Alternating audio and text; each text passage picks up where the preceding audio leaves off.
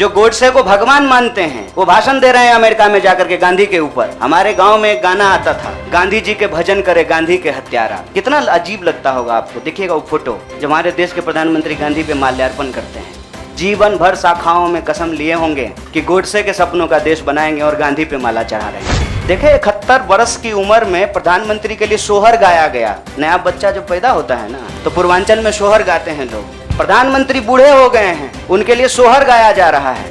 तब जब अभी तुरंत लाखों लोगों की जान चली गई कि आज आपको वैसे आदमी के साथ सामना करना पड़ रहा है जो हमारे जमाने का गोविंदा है, ड्रेस बदलते रहता है।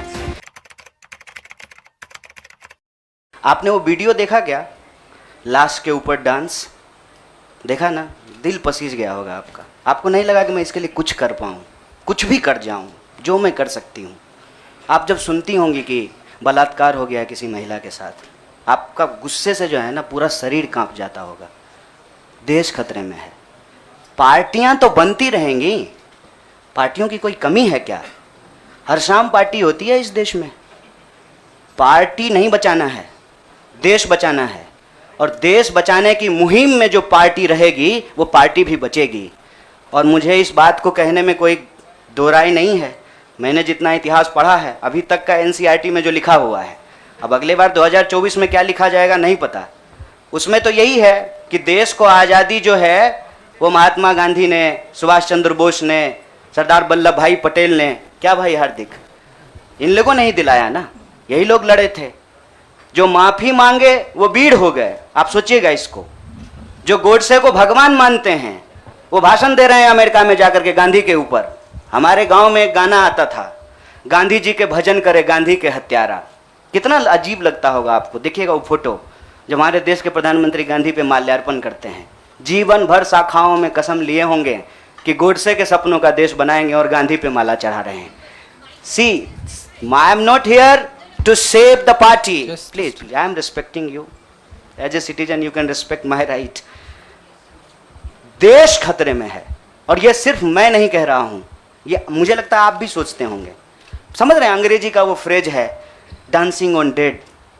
डेड बॉडी पे कोई नाच रहा है। उस दिन खाना तो नहीं खाया गया। आप सोच के देखिए, आप इस पे विचार करके देखिए। मेरे गांव में अगर किसी की मौत हो जाए तो पूरे गांव में खाना नहीं बनेगा। हजारों लोग मर गए। देखे 71 वर्ष की उम्र में प्रधानमंत्री के लिए सोहर गाया गया। नया बच्चा जब पैदा होता है ना तो पूर्वांचल में सोहर गाते हैं लोग। प्रधानमंत्री बूढ़े हो गए हैं, उनके लिए सोहर गाया जा रहा है।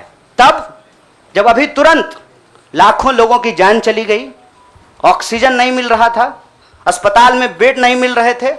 आप में से कोई भी ऐसा इंसान है जिसके कोई जानने वाले नहीं मरे हो इसमें, इस क्राइसिस में? इतना बड़ा क्राइसिस जिसके देश में हुआ हो अभी तुरंत, वो अपने जन्मदिन का जश्न मनाएगा? ये भोंडापन है। इस संस्कृति को बचाने की जरूरत है। हमने अपनी, आपके सवाल को अपने आप लेते हुए हमने अपने पूरे वक्तव्य को रखा। हमने कहीं भी कहा कि हम कोई टीम बना रहे हैं। बीसीसीआई थोड़ी है सर, मतलब टीम बना रहे हैं। मैं कह रहा हूं कि भारत की परंपरा, चिंतन परंपरा, सोच, जिस पे आपको गर्व होता है भारतीय होने के चलते, उस परंपरा को समेटने का, उसको आगे बढ़ाने का काम देश की सबसे पुरानी पार्टी कांग्रेस पार्टी ने किया है। उस पार्टी के पास एक ऐतिहासिक जिम्मेवारी है। और इस देश का नागरिक होने के चलते, साथी जिग्नेश ने कहा, यह हमारी भी ऐतिहासिक जिम्मेवारी है कि कल को जब इतिहास लिखा जाएगा तो हमसे भी पूछा जाएगा, दुबे भाई आपसे भी पूछा जाएगा कि जब ये तमाशा हो रहा था तो हम क्या कर रहे थे। हमने वो कहानी सुनी है बचपन में, आपने भी सुना होगा। जंगल में आग लगी, एक कोयल अपने चोंच में पानी भर करके जंगल की आग बुझाने की कोशिश कर रही थी। जंगल की आग नहीं बुझी, या बुझनी होगी बुझ जाएगी। कम से कम कोयल का वह ऐतिहासिक प्रयास जो है वो इतिहास याद रखेगा।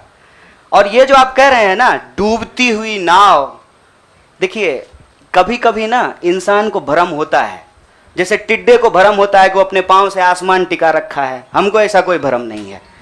मेरे अकेले से कुछ नहीं होगा।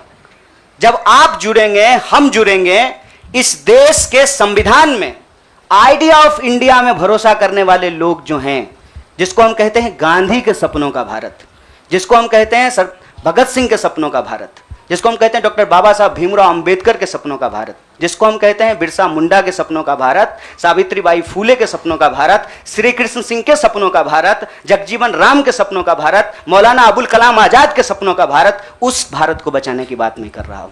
और सियासत, मैं बार बार कहता हूं, अगर सियासत सही होगी तो गलत लोग जो सत्ता पे काबिज हैं ना, मुझे भारत के लोगों पे बहुत भरोसा है।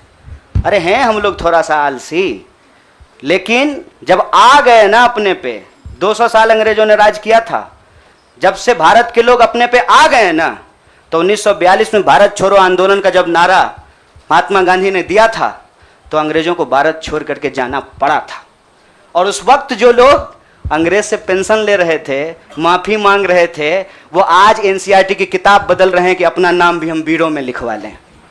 इसीलिए मैं कह रहा हूं कि उस इतिहास को, उस चिंतन परंपरा को बचाने की जरूरत है। पार्टी अगर उस सिद्धांत पे चलेगी, संविधान के प्रियम्बल को रक्षा करने की कोशिश करेगी, पार्टी भी बचेगी और पार्टी सत्ता में भी आएगी। ऐसा मेरा उम्मीद है, ऐसे मेरी आशा। मैं आपको एक बात बताना चाहता हूं। मैं अपने कई साथियों से पूछा कि क्या भगत सिंह की जयंती देश के सभी संगठनों को नहीं मनाना चाहिए, और क्या गांधी की तस्वीर सभी संगठनों के कार्यालय में नहीं होना चाहिए? ये हमारा इतिहास है, ये हमारी विरासत है।